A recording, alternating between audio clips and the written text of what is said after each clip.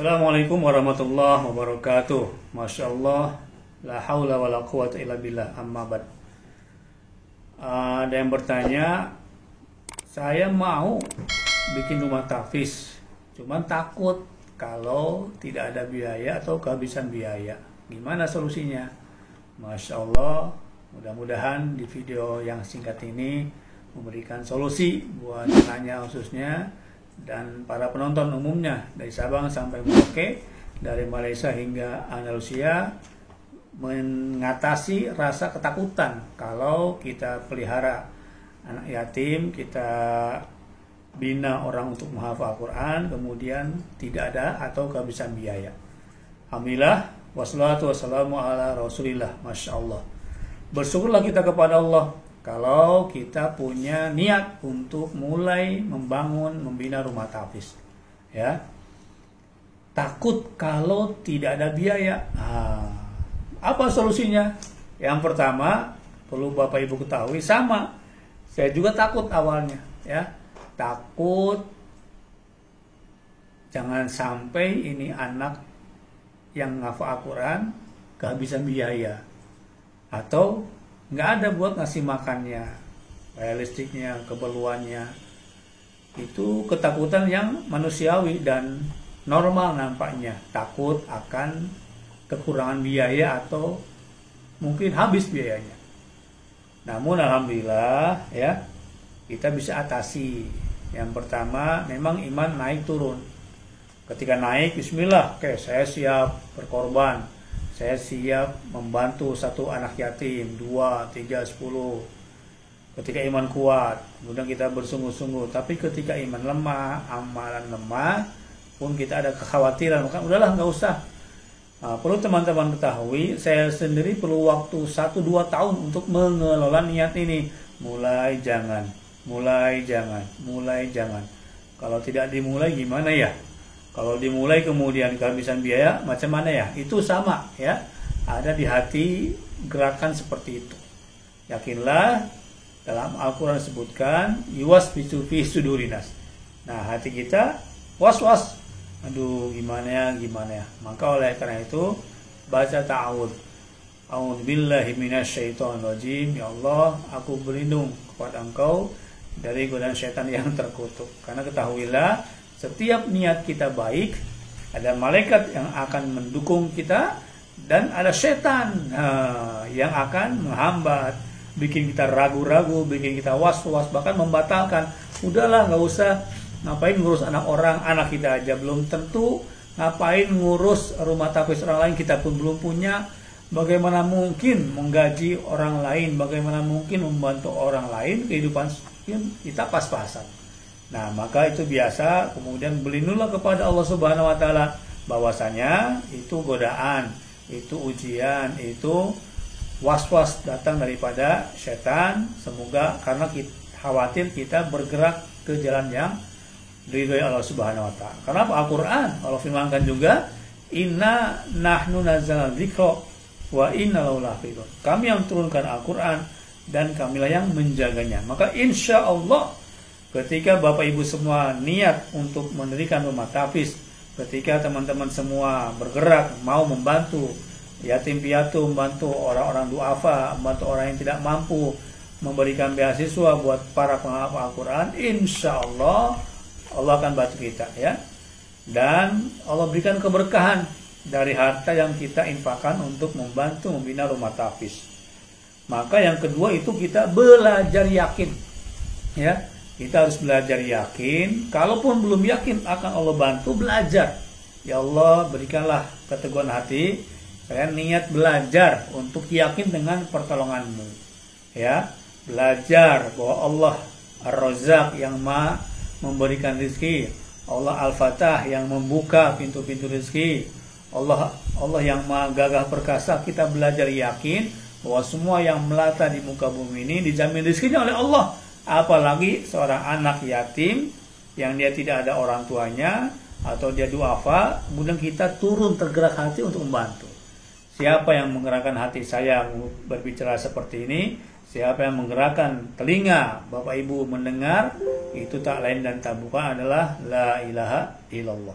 Kalaupun belum yakin 100%, belajar yakin atau mampir ngobrol dengan orang yang sudah punya pengalaman yakin. Insya Allah bicara perkara ini akan ada energi, ya. Sebagaimana ragu-ragu itu pun menular sama teman-teman yang lainnya. Demikian pula kalau kita yakin, itu pun akan menular kepada saudara-saudara yang lainnya. Masya Allah. Kemudian yang ketiga, ya, bagaimana mengatasi keraguan, ketakutan. Aduh, gimana ya mau bikin rumah tahfiz, gimana ya keperluan mereka? Maka ajaklah sahabat untuk dengar curhat kita. Ya, Nabi punya sahabat, kita pun harus punya sahabat yang siap mendengarkan keluh kesah. Bahkan boleh jadi sahabat kita ini, ya, yang dia lebih mendengar dibandingkan saudara kandung. Masya Allah, ya. Mungkin saudara kandung kita segan, tapi kalau sahabat, Masya Allah, tempat kita curhat, kemudian ngobrol, dia memberikan ilmu. Sahabat mana? Sahabat yang bertakwa, yang lebih kuat iman ilmunya daripada kita semua. Ngobrol, Mas, Bang, Pak, saya niat nih untuk membantu seorang anak yatim, 2 orang, 3 orang, tapi gimana ya? Nah, dengan kita bermuzakarah dengan teman-teman kita, mudah-mudahan, oh insya Allah deh, saya ikutan. Misalkan satu anak kita habis sampai 700.000 rupiah untuk makan bulanannya, kita niat sendirian, mungkin berat berdua, masing-masing 350, berat juga bertiga, ya. Insya Allah rasa takut sendiri tadi berkurang ketika kita mengajak 2-3 orang kawan kita untuk sama-sama berjuang membina rumah tahfiz. Masya Allah, la haula wala quwata illa billah. Oke, jadi yang pertama sama, saya pun merasakan ketakutan di awalnya, namun setelah bismillah dan belajar yakin, insya Allah Allah berikan keberkahan. Kemudian belajar yakin yang kedua, yang ketiga ajak teman, ya, curhat, sharing, minta masukan. Yang keempat, yang penting pula adalah komitmen. Nah, bismillah, saya siap membantu seorang anak yatim yang duafa, biayanya, bajunya, makannya, Qur'annya, sabun mandinya, semua bismillah, komitmenlah kepada Allah Subhanahu wa taala.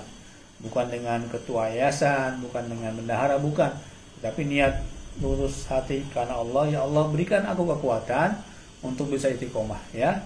Setahun hafal 10 juz, alhamdulillah. 2 tahun, 3 tahun, anak yang kita bina tersebut sampai hafal 30 juz, ini luar biasa, Masya Allah, ya. Menjadi amal jariah buat kita selama-lamanya. Bukankah kalau kita meninggal dunia kemudian putus amal kita, melainkan tadi ada anak, ada ilmu yang bermanfaat, dan ada sedekah jariah. Masya Allah, ya. Quran kita sedekahkan, kemudian listrik rumah tahfiz pesantren tersebut kita bantu, insya Allah menjadi penerang di alam kubur nanti. Amin ya robbal alamin. Dan ketika sudah bertawakal, fa idza azamta fatawakal Allah, bertawakallah kepada Allah Subhanahu wa taala. Insya Allah, ya. Wa may yatawakkal 'ala Allah fa huwa hasbuh. Masya Allah. Siapa yang bertawakal kepada Allah, maka Allah akan cukupkan. Alhamdulillahirrahmanirrahim. Sudah beberapa tahun kami membina rumah tahfiz dan mengajak, mengawasi rumah-rumah tahfiz. Alhamdulillah, ya. Ada aja rezeki. Cukup. Nah, belum bayar listrik lah, kemudian belum makan lah, habis beras lah.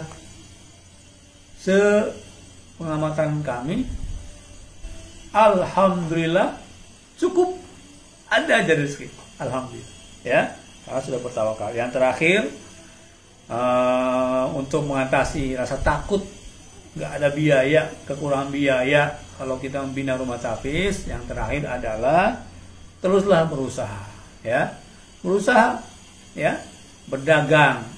90% pintu rezeki berdagang, berdaganglah.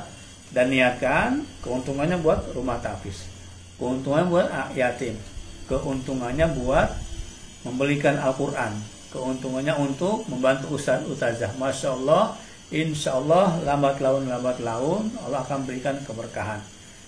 Siapa niatnya akhirat, dunia akan mengikutinya. Tetapi siapa yang niat dunia, dia akan capek, cuma dapat sekedarnya saja.